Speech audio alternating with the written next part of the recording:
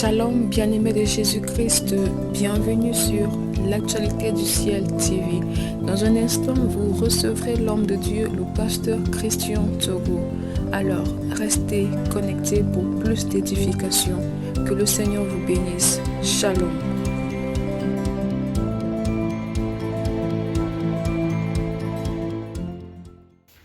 Aujourd'hui, dans le monde, la parole, avec l'avènement des réseaux sociaux, est l'une des choses qui circulent le plus. Aujourd'hui, peu importe là où vous vous trouvez, par une parole, on peut vous recevoir n'importe où sur la planète.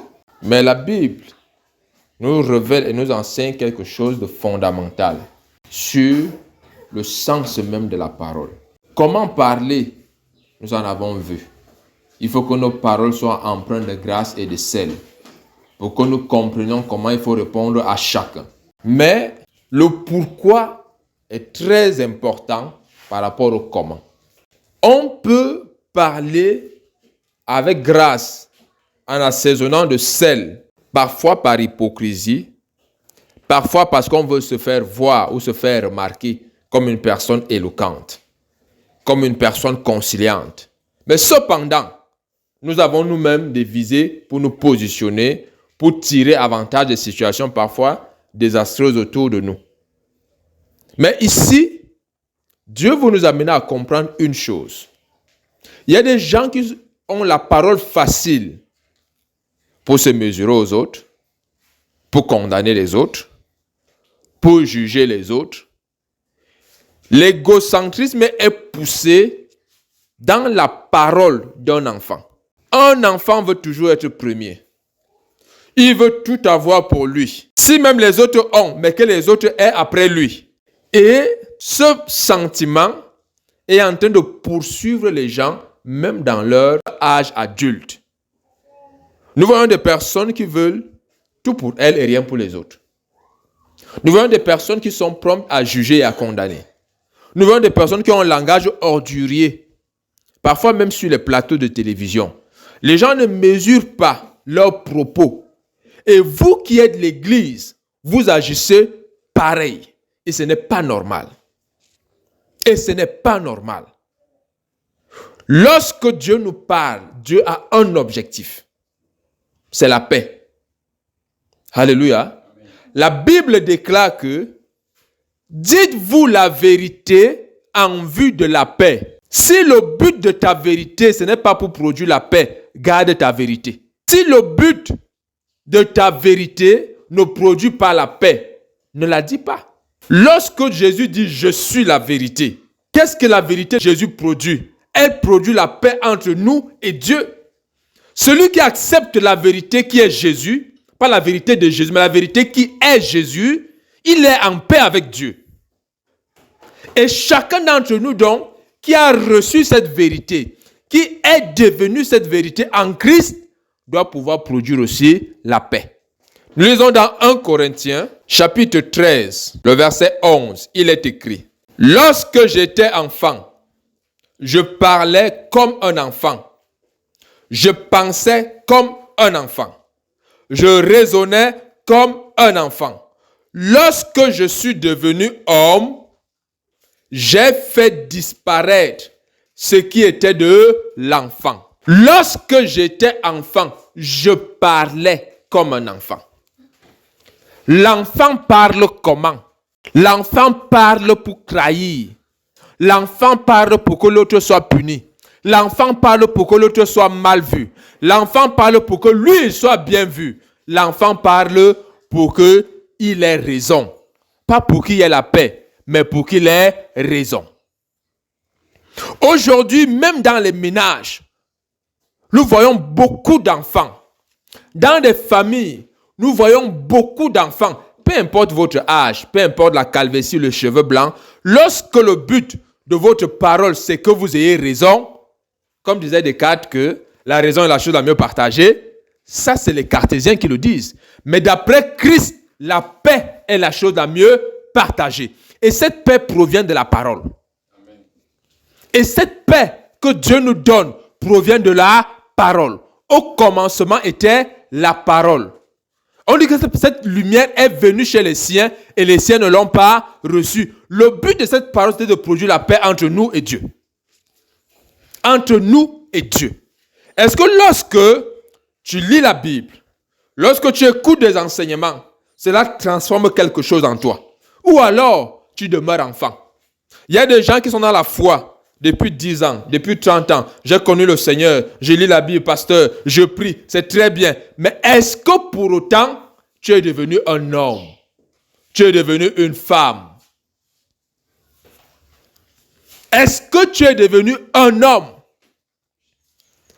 Un homme fait disparaître ce qui est de l'enfant en lui. On ne vient pas faire disparaître ce qui est de l'enfant en toi. C'est toi-même qui choisis de faire disparaître ce qui est de l'enfant. Première chose donc, tu dois connaître dans ta vie, dans tes paroles, dans tout ce que tu es en train d'entreprendre, dans tes projets, qu'est-ce qui est de l'enfant. Parfois, vous voyez les réalisations de grandes personnes, c'est leur rêve d'enfance. Vous avez entendu ce genre d'expression? Non, c'est mon rêve d'enfance. Non, quand j'étais enfant, je rêvais de... Et certaines personnes vivent donc conduites par ces rêves. Paul a dit ceci. Lorsque j'étais enfant, je parlais comme un enfant. Je pensais comme un enfant. Parfois, les rêves ne sont pas des rêves parce qu'on a dormi la nuit. Ce sont des pensées. Des pensées qu'on projette dans le temps. Mais il y a des pensées d'enfants qu'on a projetées et qu'on veut absolument voir se réaliser. Vraiment, moi, si mon mari n'a pas 1m90, s'il n'a pas 90 kg, s'il n'a pas un menton, ceci, moi, je ne l'épouse pas. Et c'est comme ça qu'on passe notre vie à côté. Parce que voilà les choses de l'enfant. L'enfant regarde à l'apparence. L'enfant aime tout ce qui brille. L'enfant pense que tout ce qui brille est de l'or. Mais il ne sait pas que parfois derrière ce qui brille là, se cache le diable. Lorsque j'étais enfant, je parlais comme un enfant. J'étais enfant signifie que je ne suis plus enfant. Lorsque tu regardes ta parole aujourd'hui, est-ce qu'elle est la parole d'une personne adulte, d'un homme mûr? Est-ce que ta parole, parce que tu as vu un bien-aimé à l'église qui manque de ci, ou qui a telle faiblesse, est-ce que tu ne l'as pas déjà condamné, jugé, dit que vraiment, toi tu nous décourages, tu ne viens pas à l'église, c'est même quoi ça? C'est les enfants qui font ça. C'est les enfants qui font ça. Et parfois même quand ils finissent de faire ça, le lendemain, eux-mêmes ne viennent pas à l'église. Ils ne se rendent pas compte de ce qu'ils ont fait la veille. C'est ça être enfant. Et aujourd'hui, l'église, la maison de Dieu, est parsemée de ce genre d'individus. Des chrétiens immatures, des chrétiens qui résistent à l'élévation vers l'homme adulte. Ils veulent toujours rester des enfants. L'enfant se plaint sans arrêt. L'enfant, il vous dit, je veux un yaourt. Vous dites, il n'y a pas de problème, je vais te donner le yaourt. Mais si le soir tu rentres, tu as plutôt les biscuits, l'enfant va les prendre, il va manger. Mais après, il va te dire, où est mon yaourt? Nous ne voyons pas ce que Dieu fait dans nos vies. Comme nous avons demandé une chose à Dieu et que nous n'avons pas reçu, nous voulons absolument ça. Dieu sait pourquoi tu n'as pas ça. L'homme adulte dit merci et il avance avec Dieu. Qu'est-ce qui est de l'enfant en toi? Rentre en toi-même, bien-aimé. Rentre en toi-même. Qu'est-ce qui est de l'enfant? Une femme qui ne peut même pas laisser que son mari explique une chose, mais qui a déjà commencé à bavarder, en citant des versets bibliques, elle est encore enfant. Elle est encore enfant. Un homme qui ne peut pas écouter, mais qui est toujours prompt à se défendre, il est encore enfant. Il est encore un enfant. Nous allons voir des exemples dans la Bible pour voir comment est-ce que les enfants se comportent. Je ne vais pas m'attarder dessus aujourd'hui, mais peut-être prochainement. Paul dit, je parlais comme un enfant, je pensais comme un enfant, je raisonnais comme un enfant. En réalité, pour que la parole arrive, on commence par la pensée, on va au raisonnement et on vient maintenant dans la parole. On vient produire quelque chose. Dès que tu as pensé, tu commences maintenant à émettre un raisonnement, c'est-à-dire une démarche cohérente d'après toi, avant maintenant d'émettre un son qu'on appelle la parole. Il est important que tu saches une chose. Peu importe ta pensée, peu importe ton raisonnement, soumets-toi à la pensée de Dieu. Soumets-toi à la volonté de Dieu. Beaucoup de gens aujourd'hui n'aiment pas quand on leur demande de ne pas parler. Ils trouvent que c'est être injuste. Quand une femme se plaint de son mari, tu dis, maman, calme-toi. Elle trouve que tu prends le parti de son mari. Un homme se plaint de sa femme, tu lui dis, mon frère, calme-toi. Il trouve que tu prends le parti de sa femme. Parce que personne ne veut se calmer. Et je vous l'ai dit, chaque fois que vous êtes en colère, dès que vous produisez un son, dans une parole, la colère va augmenter. La parole dite dans la colère ne baisse pas la colère. Au contraire, elle augmente la colère. C'est la raison pour laquelle, lorsque vous êtes fâché, calmez-vous et acceptez qu'on vous calme. C'est pour votre bien. C'est pour votre bien. C'est pour votre bien. Il y a des gens qui ont ruiné leur vie, qui ont ruiné des relations à cause de la parole. Il y a eu une brouille. Mais lieu que la personne s'élève, la personne, qu'est-ce qu'elle va faire? Je ne suis même pas ton père. Hein? Dès que tu as déjà dit ça à quelqu'un qui sait que tu n'es pas son père, mais qui t'appelle papa, tu ne vas plus revenir en arrière, c'est fini. Tu n'es pas son père. C'est toi-même qui as produit ce son parce que tu n'as pas voulu te calmer. Parce que tu n'as pas voulu te taire. Bien-aimé, quelle que soit la situation, arrive à te maîtriser. Alléluia, arrive à te maîtriser. Nous lisons dans le livre de Luc chapitre 12, à partir du verset 13, il est écrit. Quelqu'un dit à Jésus, du milieu de la foule, Maître, dis à mon frère de partager avec moi notre héritage. Voilà les paroles des enfants. Les enfants veulent leur héritage. Les enfants veulent leur héritage. Tu sais, mon frère, vraiment, tout ce que moi j'ai, je n'ai que la terre ici. Le ciel là, je ne suis pas sûr que le ciel est vraiment vrai. Ça, c'est quelqu'un qui n'a même jamais cru en Dieu. Quelqu'un qui ne s'est jamais tourné vers le Seigneur Jésus-Christ. Les enfants veulent toujours leur héritage. Voyez-vous comment une personne qui parle avec autant de moi est enfant? Jésus répondit, ô homme, qui m'a établi pour être votre juge ou pour faire vos partages? Qui m'a établi pour faire vos partages? Les enfants qui viennent dans le Seigneur, ils viennent pour l'héritage. Les gens viennent dans le Seigneur pour qu'après ils disent au pasteur, pasteur, comme tu vois là, mon frère a pris le terrain, ma soeur a pris le terrain, il faut que je récupère ça. Et les pasteurs qui ne sont pas comme Jésus, ils vont commencer à dire, oui, le terrain là même peut être utile à l'église, hein, il faut donner ça pour le frère. On ne t'a pas établi pour être juge ou pour partager l'héritage des gens. L'église dit Amen. On ne vous a pas établi, vous serviteurs de Dieu, pour aller partager l'héritage des gens. Les enfants pasteurs vont le faire. Ils vont s'empresser de descendre et de dire que non, vraiment, remettez l'héritage, on va prier, on va envoyer le feu pour qu'on récupère l'héritage. Bien-aimés, sachez une chose, rien n'est impossible à Dieu. Rien n'est impossible à Dieu. Rien n'est impossible à Dieu. Tout ce que nous sommes en train de voir, c'est parce que Dieu veut nous amener quelque part. Quand quelqu'un arrive, à peine il rencontre Dieu, il invite Dieu à devenir juge et celui qui partage l'héritage. Vous comprenez clairement que sa pensée n'est pas de suivre Dieu. Sa pensée, c'est de gérer son héritage. Alléluia. C'est ça les enfants. Les enfants n'ont pas la pensée de suivre Dieu, mais ils veulent gérer leur bien.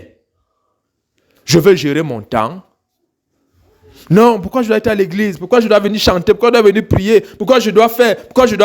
Je veux gérer mon temps. C'est ça les enfants. Parce que ton temps, c'est ton héritage. Ta jeunesse, c'est ton héritage. Non, je suis encore trop jeune. Pourquoi je dois... Non, je suis encore trop jeune. Pourquoi devrais-je me priver de ci ou de ça? Pourquoi devrais-je ne pas regarder tel ou tel autre programme à la télé? Bien-aimé, c'est ton héritage. Mais sache que tu ne peux pas suivre Jésus en gérant ton héritage. Il faut choisir. Soit tu renonces à ton héritage et tu suis Jésus, soit tu choisis ton héritage et tu laisses Jésus tranquille. et tu laisses Jésus tranquille. Mais la volonté de Dieu n'est pas que tu abandonnes Jésus. Ce que Dieu veut plutôt, c'est que ta parole suive ta pensée. Sache que Dieu t'a promis un héritage au ciel. Sache que Dieu te réserve un héritage merveilleux au ciel.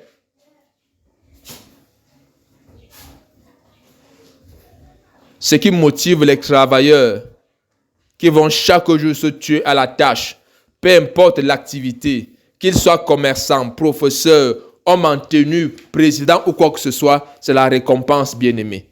Quand vous voyez les athlètes chaque jour courir, s'échauffer, s'entraîner, c'est parce qu'ils visent une récompense. Et même nous, enfants de Dieu, Dieu nous promet une récompense.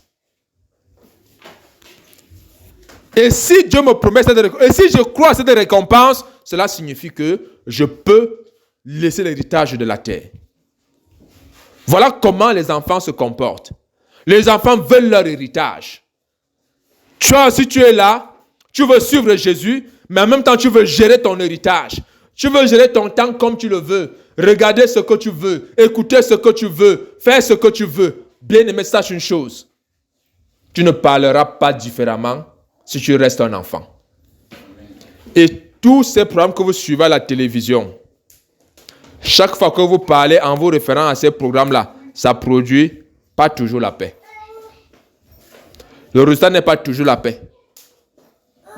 Le résultat n'est pas toujours la paix. Aussi longtemps que tu veux ton héritage, tu auras une parole légère. Ta parole blessera. Écoutez-moi très bien.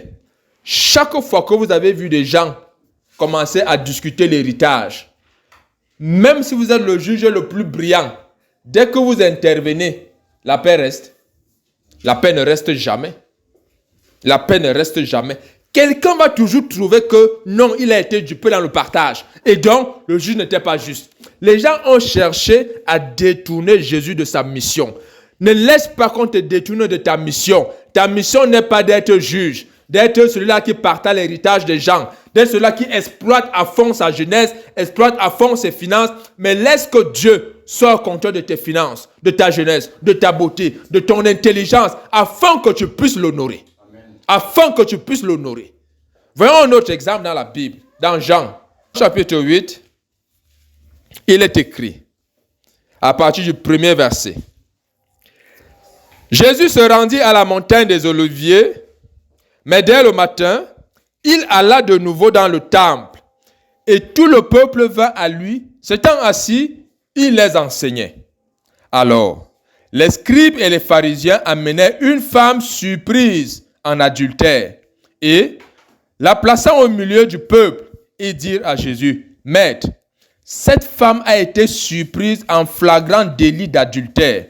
Moïse, dans la loi, nous a ordonné de lapider de telles femmes. Toi donc, que dis-tu » Il disait cela pour l'éprouver, afin de pouvoir l'accuser. Mais Jésus, s'étant baissé, écrivait avec le doigt sur la terre.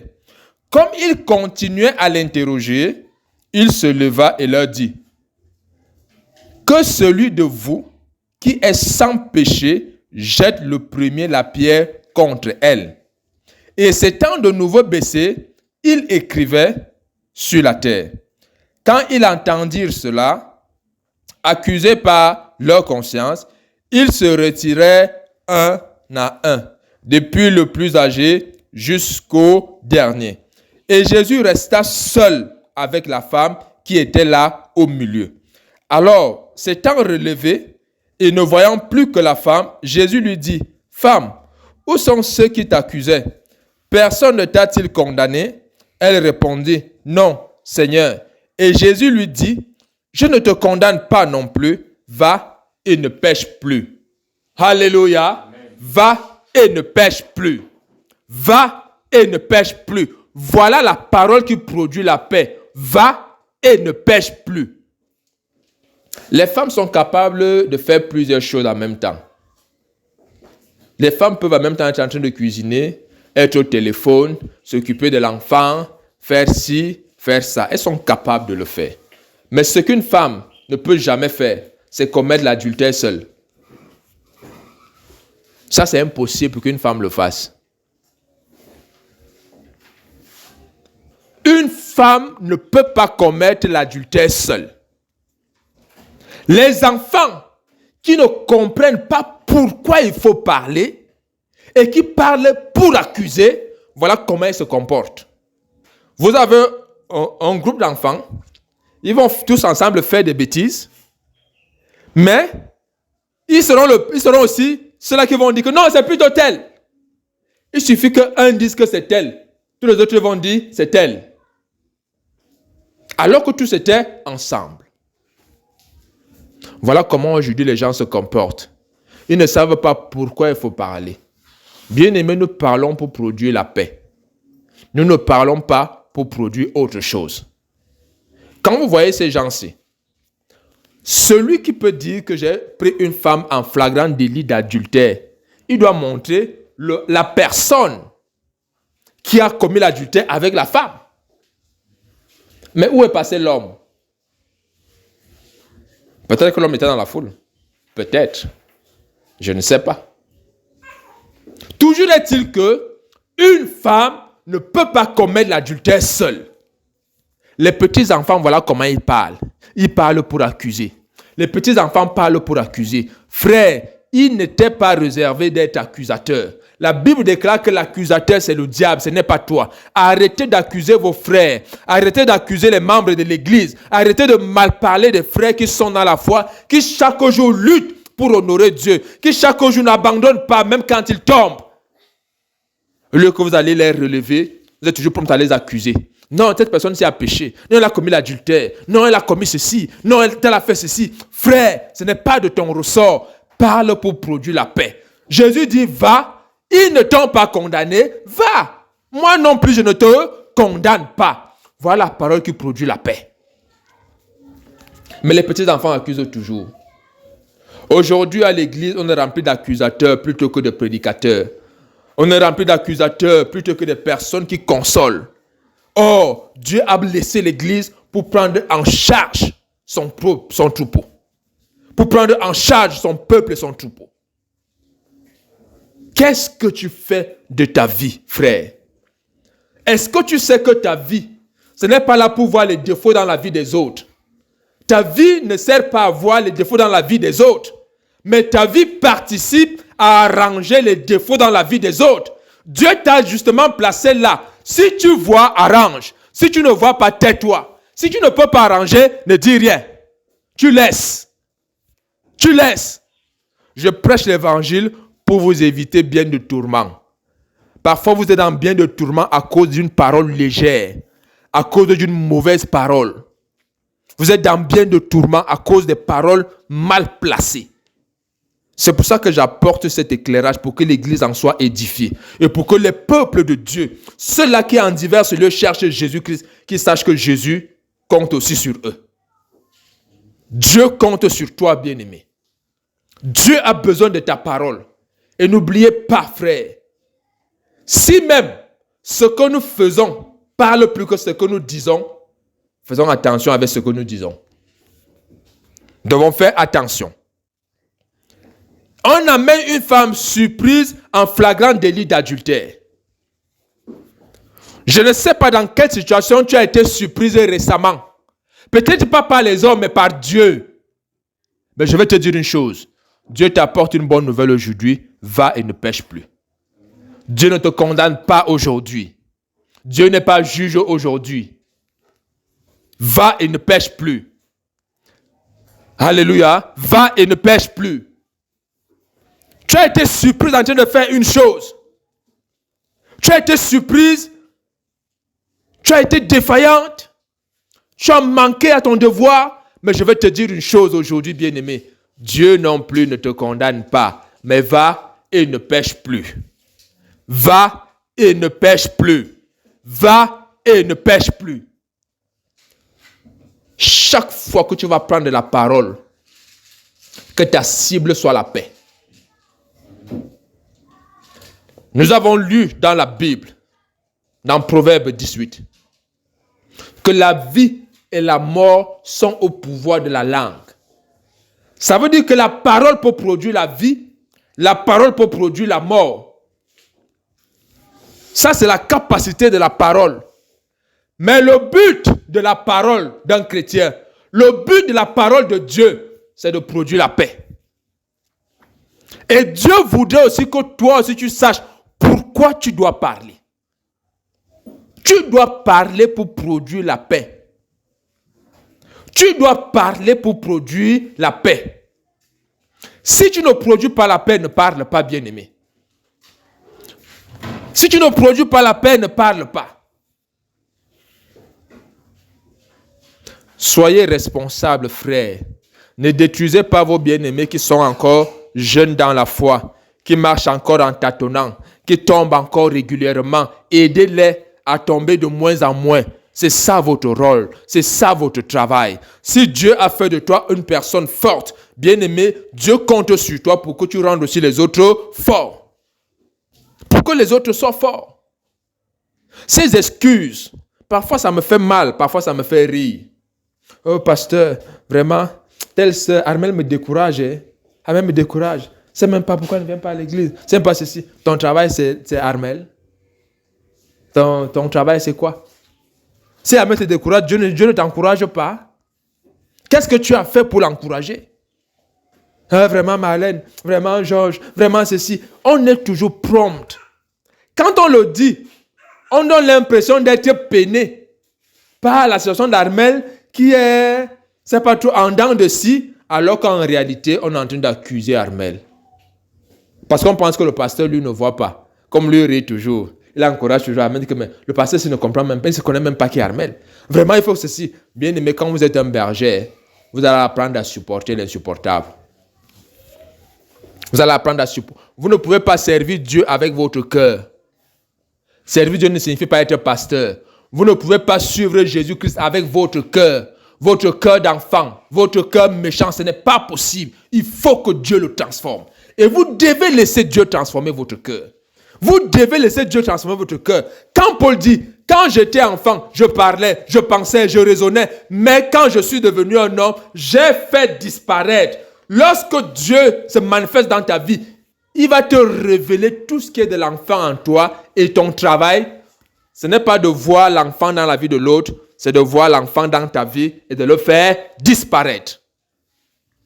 Et de faire disparaître l'enfant qui sommeille en toi.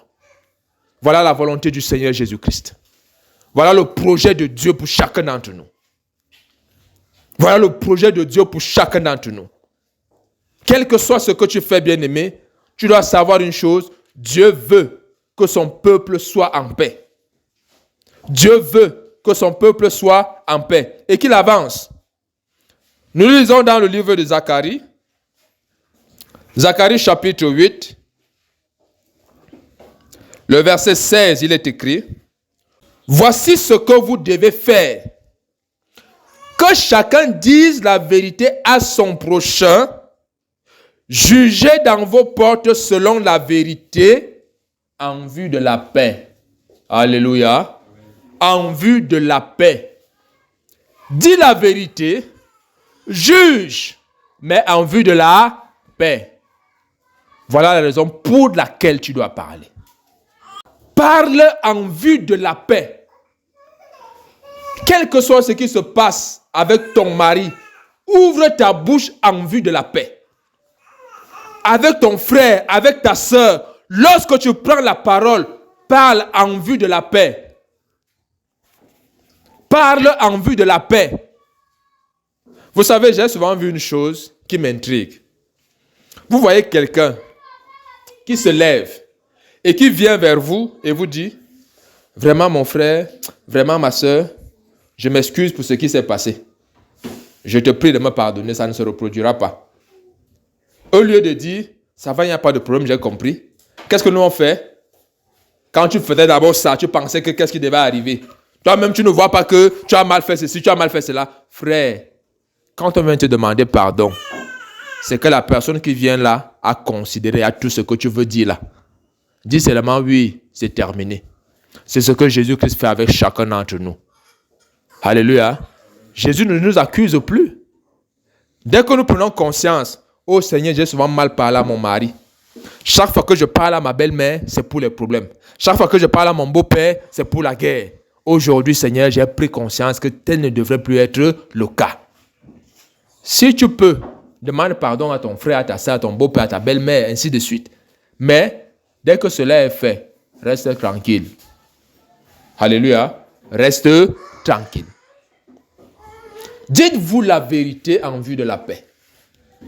Si ta vérité ou tes 4 vérités, comme on a l'habitude de dire, si cela ne produit pas la paix, frère, laisse tes 4 vérités. Je préfère la vérité qui est Jésus-Christ que tes 4 vérités qui vont engendrer des problèmes à ne point finir. Ici, Dieu est en train de nous révéler la raison pour laquelle il faut parler. Un enfant ne parle pas pour la paix. Un enfant parle soit pour accuser, soit pour avoir raison. Mais un homme, il vise toujours la paix.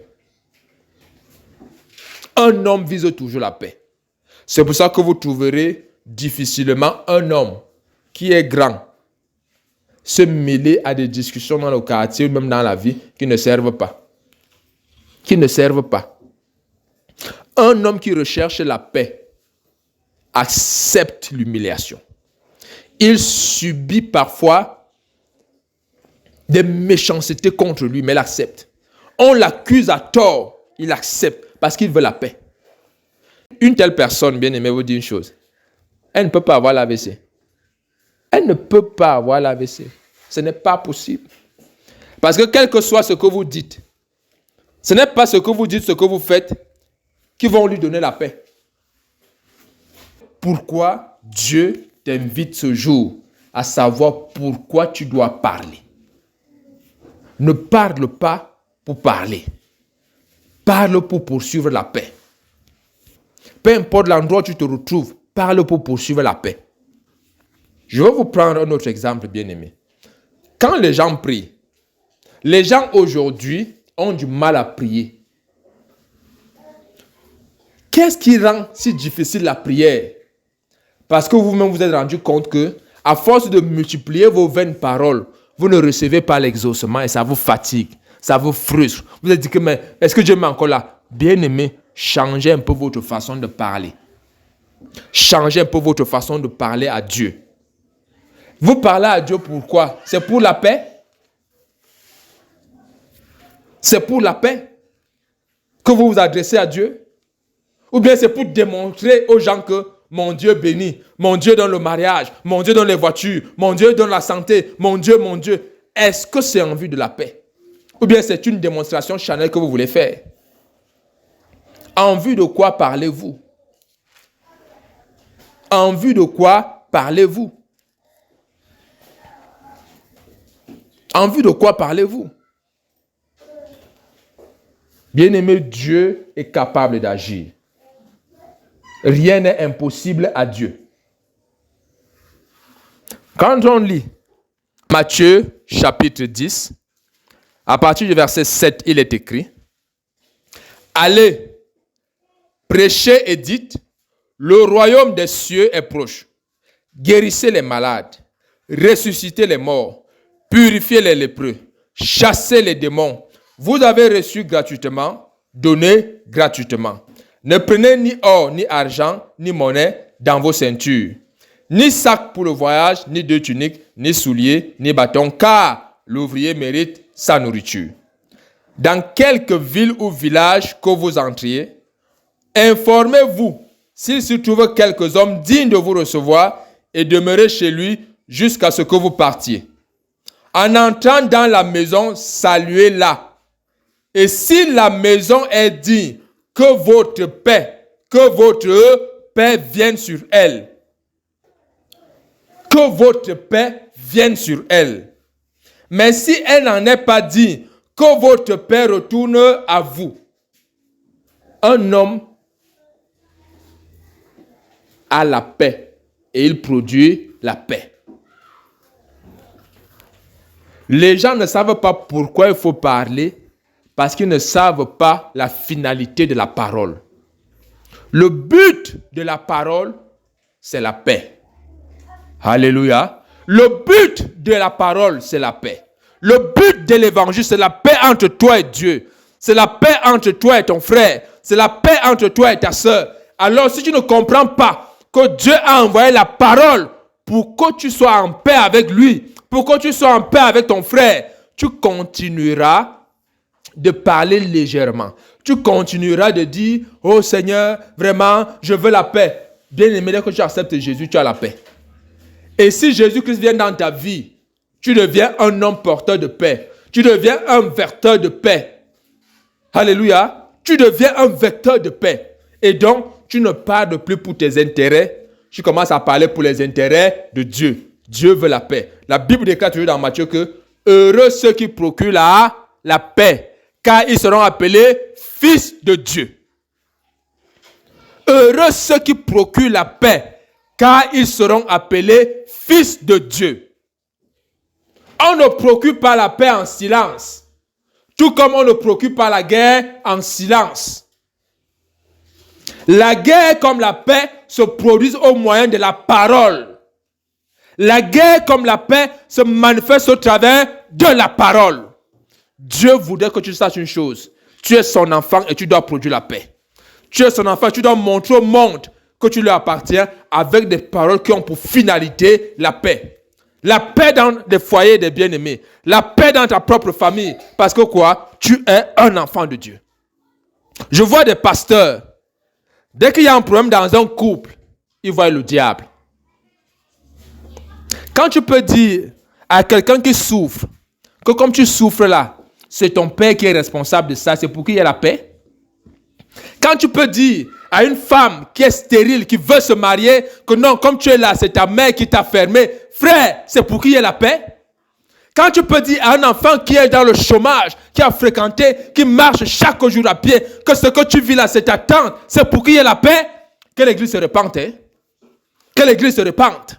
Ce n'est pas la volonté de Dieu. Cette parole-là ne produit pas la paix.